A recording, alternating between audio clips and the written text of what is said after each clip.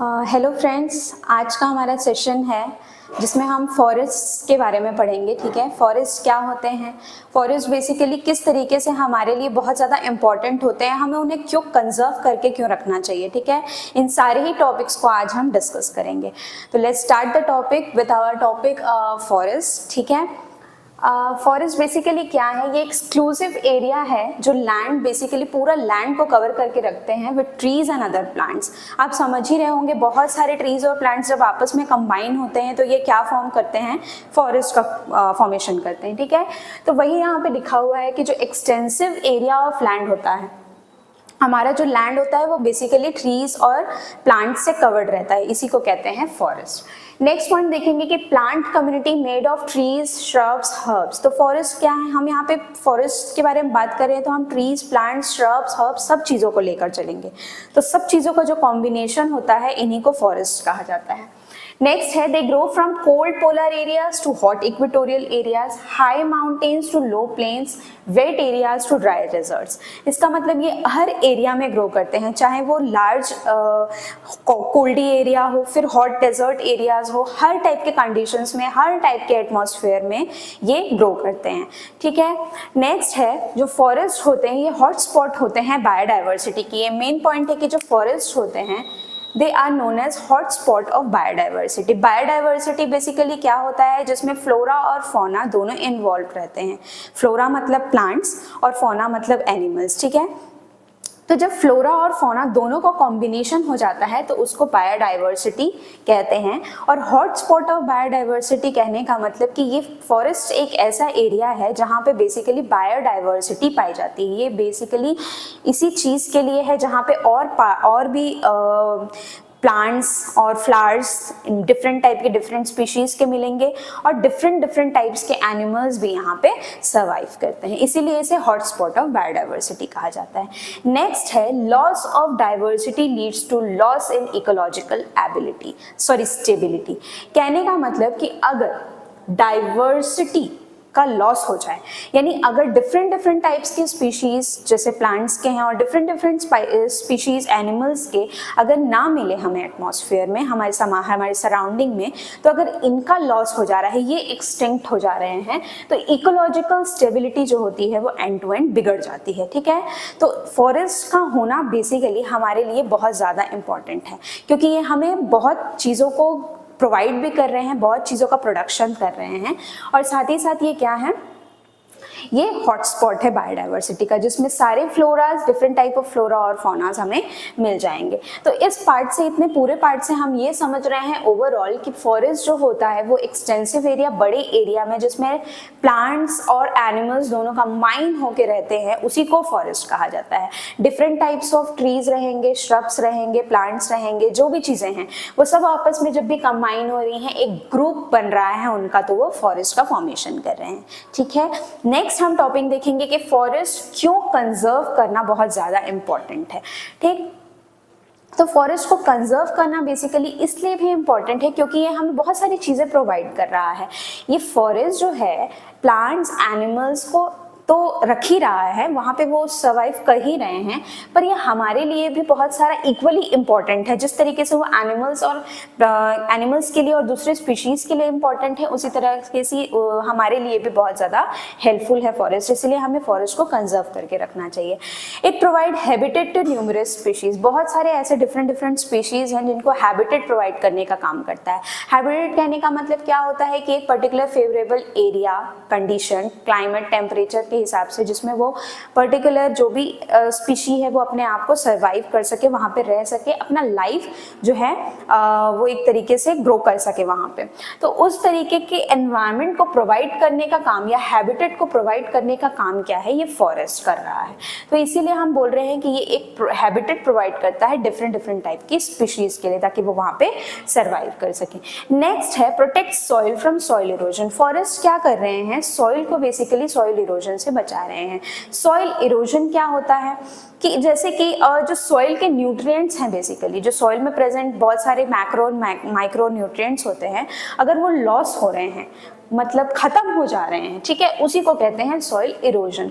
तो सॉइल को इरोड होने से या उनके न्यूट्रिएंट्स को एक्सटिंक्ट होने से, खत्म होने से बचाने का काम कौन कर रहा है? फॉरेस्ट। इसीलिए फॉरेस्ट को कंजर्व करना बहुत इंपॉर्टेंट है। अगर सॉइल इरोजन हो रहा है, सॉइल के जो न्यूट्रिएंट्स है वो पूरे लॉस हो जा रहे हैं, तो अगर सॉइल के न्यूट्रिएंट्स ही पूरी तरीके से खत्म हो जाएंगे तो दूसरे हम क्रॉप्स को जब ग्रो करना चाहेंगे उसमें, तो वो चाह के भी वो उतने अच्छे से ग्रो या फिर वो ग्रो ही नहीं हो पाएंगे। अल्टीमेटली उनकी डेथ भी हो सकती है, ठीक है, क्योंकि उनको प्रॉपर अमाउंट में अगर न्यूट्रिएंट ना मिले तो वो ग्रो नहीं कर पाएंगे, एक प्रॉपर फूड प्रोडक्शन नहीं दे पाएंगे, ठीक है। तो इसीलिए यहाँ पे हमको सॉइल को बेसिकली प्रोटेक्ट करना बहुत ज़रूरी है ताकि सॉइल इरोजन मत हो। तो ये चीज़ों को प्रोटेक्ट करने का काम कौन कर रहा है? हमारा फॉरेस्ट। नेक्स्ट हम देखेंगे कि store water for dry periods. Forest क्या करते हैं? वाटर भी स्टोर करने का काम करते हैं। जो भी रेन वाटर वगैरह है या जो भी पानी है, अगर सॉइल सही है वहाँ का, तो वो क्या करेगा? रिटेन करेंगे सॉइल को, वाटर को, ठीक है, और क्या करेंगे? स्टोर करेंगे वाटर को। जब वाटर स्टोर हो जाएगा तो जब ड्राई पीरियड्स आएंगे, जब सूखा टाइम आ जाएगा, जब पानी नहीं रहेगा, पानी की कमी हो जाएगी, बारिश नहीं होती रहेगी, उस समय में यही जो स्टोर्ड वाटर है, इन्हीं का ही यूज जो होते हैं वहाँ के क्रॉप्स जो प्लांट्स रहते हैं वो करते हैं। नेक्स्ट है, ये हमको टिम्बर प्रोवाइड करते हैं। फॉरेस्ट का basic and most important point यही है कि ये हमें टिम्बर का प्रोडक्शन देते हैं। इसका मतलब टिम्बर यानी लकड़ियाँ, ठीक है। तो हम जिस लकड़ियों का यूज करके हमारे घरों में फर्नीचर्स हैं, जो भी चीजें बन रही हैं लकड़ियों से, जो भी चीजें आइटम्स जो भी बन रही हैं, बहुत सारे यूजफुल चीजें हैं, तो इन सब चीजों को प्रोवाइड कौन कर रहा है? फॉरेस्ट। अगर फॉरेस्ट नहीं होते तो कौन प्रोवाइड करता हमें? टिम्बर, ठीक है। तो फॉरेस्ट बेसिकली क्या कर रहे हैं? टिम्बर का प्रोडक्शन कर रहे हैं, जो हमारे लिए बहुत यूजफुल है। नेक्स्ट है bark use to make corks and medicine. देखो, अब यहाँ पे जो फॉरेस्ट हैं, ये टिम्बर तो प्रोवाइड कर रहे हैं हमें लकड़ियाँ, साथ ही साथ ये ऐसे भी लकड़ियों का प्रोडक्शन कर रहे हैं जिसमें कॉक्स हो सकते हैं।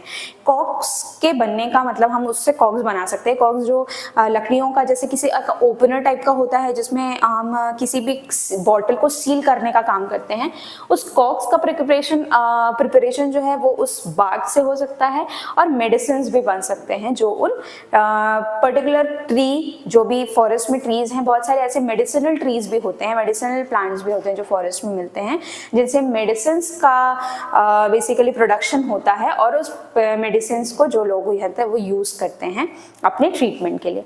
तो ये मेडिसिन्स का भी प्रोडक्शन कर रहे हैं, साथ ही साथ ये कॉक्स भी बना रहे हैं। नेक्स्ट है chemicals use for tanning of leathers, inks, dyes, medicines, alcohol etcetera.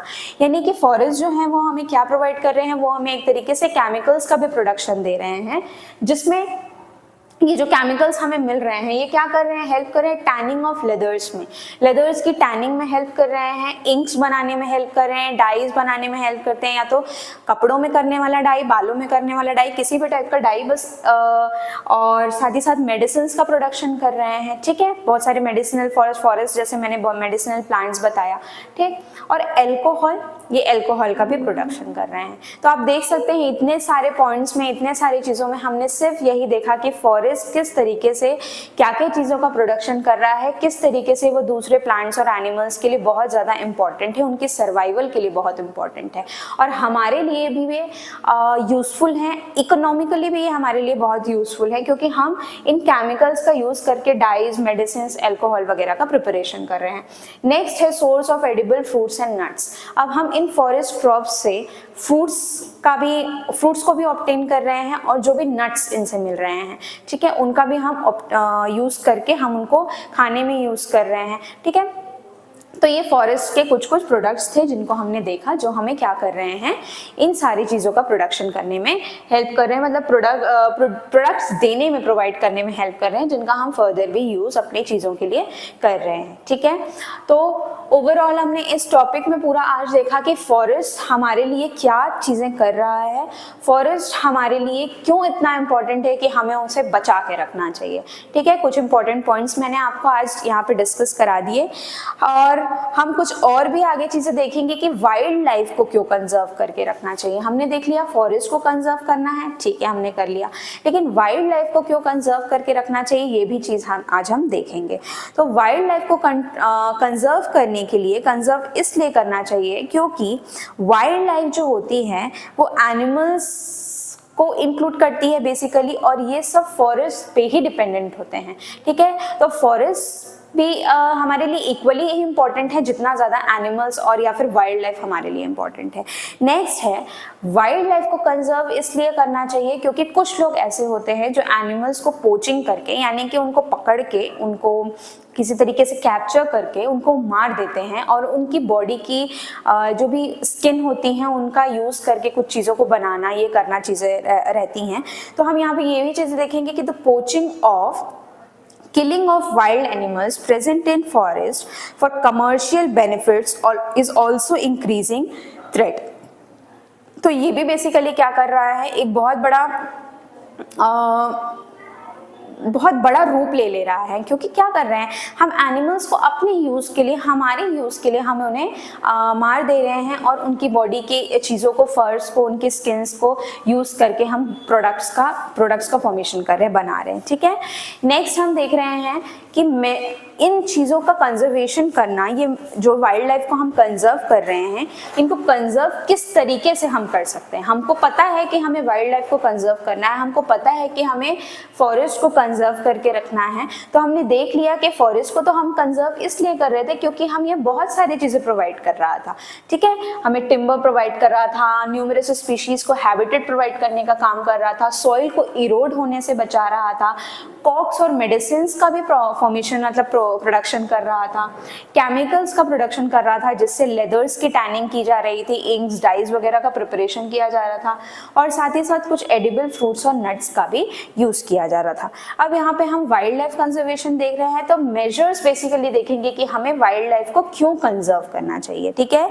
तो सबसे पहला पॉइंट है इसमें, बहुत इंपॉर्टेंट है कि the poaching should be made a punishable offence, ठीक है। मैं यहाँ पे लिख देती हूँ, ये पॉइंट्स भी आप देख लेंगे। यहाँ पे मैंने फॉरेस्ट और forest to be conserve, why forest need to be conserve के कुछ पॉइंट्स लिखे हैं।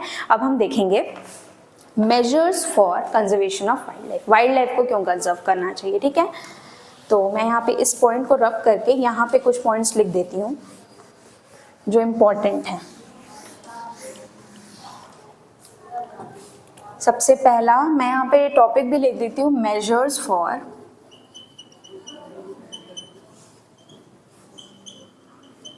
कंजर्वेशन ऑफ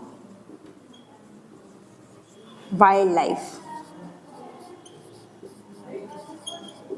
क्या क्या हमें मेजर्स फॉलो करने चाहिए जिस वजह से हम वाइल्ड लाइफ को कंजर्व कर सकते हैं। तो सबसे पहला पॉइंट ये है कि पोचिंग जो होता है, जिसमें हम एनिमल्स को पकड़ के उनको किल कर देते हैं, उनको मार देते हैं, तो ये पोचिंग वाला जो प्रोसीजर है जो लोग फॉलो करते हैं, जो बेसिकली इसको नहीं करना चाहिए, ठीक है। पोचिंग और इसके लिए एक रूल भी निकाल देना चाहिए कि जो भी लोग जो है पोचिंग कर रहे हैं, यानी एनिमल्स को पकड़ रहे हैं, कैप्चर करके उनको क्या कर रहे हैं, मारने का काम कर रहे हैं, उन लोगों को एक पनिशेबल ऑफेंस होना चाहिए, मतलब उनको बहुत बड़ी पनिशमेंट मिलनी चाहिए। नेक्स्ट पॉइंट हम देखेंगे, मॉनिटरिंग और surveillance of the forest should be increase. जो फॉरेस्ट डिपार्टमेंट के लोग होते हैं, जिनके अंडर ही फॉरेस्ट को देखा जाता है, जो देख रेख में जो लोग फॉरेस्ट को रखते हैं अपने अंडर, वो फॉरेस्ट डिपार्टमेंट होते हैं। वो फॉरेस्ट डिपार्टमेंट के लोगों को हर टाइम एक प्रॉपर सर्विलेंस और मॉनिटरिंग फॉरेस्ट का करना चाहिए कि फॉरेस्ट में बेसिकली जो भी प्लांट्स हैं वो अच्छी तरीके से हैं कि नहीं, ट्रीज ग्रो कर रहे हैं, या वहाँ की जो सॉइल है वो अच्छे से मेंटेन्ड है कि नहीं, मतलब हर चीज़ की एक मॉनिटरिंग और सर्विलेंस करनी चाहिए फॉरेस्ट डिपार्टमेंट के द्वारा हर टाइम, ठीक है। तो इस वजह से, मतलब इस चीज़ से हम अगर ये स्टेप लेंगे तो इस वजह से हम वाइल्ड लाइफ को कंजर्व करके रख सकते हैं। बिकॉज अगर वहाँ के फॉरेस्ट एरिया ही उनके लिए फेवरेबल नहीं रहेगी तो वाइल्ड लाइफ भी वहाँ पे सर्वाइव नहीं कर पाएंगे कोई भी, ठीक है। तो नेक्स्ट हम पॉइंट देखेंगे क्या, कि मॉनिटरिंग एंड सर्विलेंस करना चाहिए उस पर्टिकुलर एरिया का, ठीक है।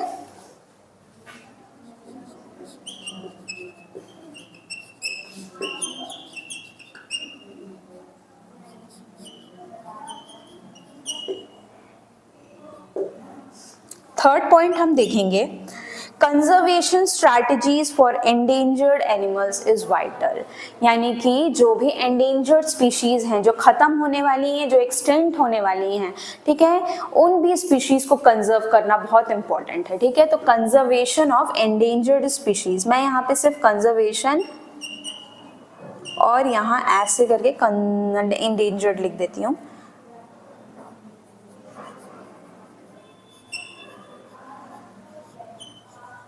ठीक, तो कंजर्वेशन करना चाहिए हमें किसका, एंडेंजर्ड स्पीशीज के, ऐसे स्पीशीज जो एक्सटिंक्ट हो रही हैं या जो खत्म होने के टाइम पे आ गई हैं। नेक्स्ट है increase number of national parks and sanctuaries with adequate security, ठीक है, बहुत अच्छी सिक्योरिटी के साथ बहुत सारे नेशनल पार्क्स और बहुत सारे सेंचुरीज खोलनी चाहिए जिसमें हम इन एंडेंजर्ड स्पीशीज को या एक्सटिंक्ट स्पीशीज को रख सकें, और जो दूसरे स्पीशीज हैं बेसिकली जिसको एक पर्टिकुलर फेवरेबल एटमॉस्फेयर नहीं मिल पा रहा है, क्लाइमेट टेम्परेचर नहीं मिल पा रहा है जिसमें वो रह सके, अपने आप को सर्वाइव करवा सके, अपना लाइफस्टाइल मेंटेन करके रख सके, वैसे अगर उनको फेवरेबल एनवायरनमेंट नहीं मिल पा रहा है तो उन टाइप के एनिमल्स या उन टाइप के स्पीशीज के लिए हमें नेशनल पार्क्स ओपन कर देने चाहिए, ठीक है, जिसमें हम इनको रख सकें एक प्रॉपर कंडीशन में, ठीक है। तो इसलिए हम ये सारे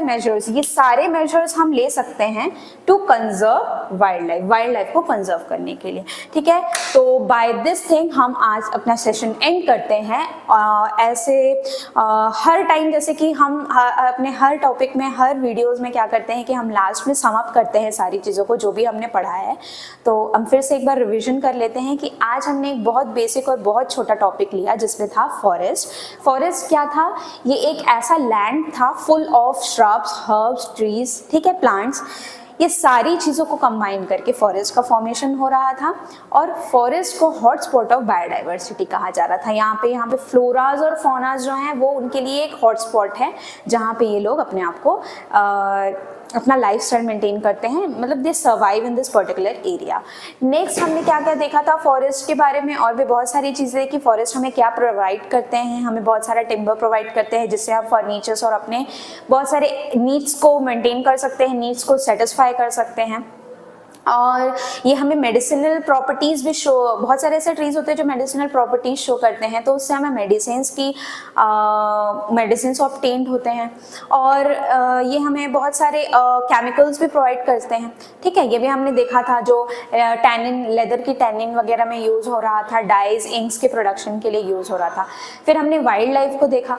वाइल्ड लाइफ क्या था, जो एनिमल्स जो बेसिकली एक्सटिंक्ट हो रहे हैं, जो एंडेंजर्ड हैं, उन स्पीशीज को बचा के रखना, कंजर्व करके रखना, ये सारी चीज़ों को हमने देखा। तो कंजर्वेशन देखा हमने वाइल्ड लाइफ में कि हमें एनिमल्स को, जो भी लोग ऐसे होते हैं जो एनिमल्स को पकड़ के पोचिंग, जिस वर्ड का हम यूज़ कर रहे थे पोचिंग, वो पोचिंग को अवॉइड करना चाहिए, या पोचिंग के लिए एक पनिशमेंट जारी कर देना चाहिए। अगर ऐसा कोई करता है तो उन्हें एक बहुत मतलब सीवियर पनिशमेंट देना चाहिए।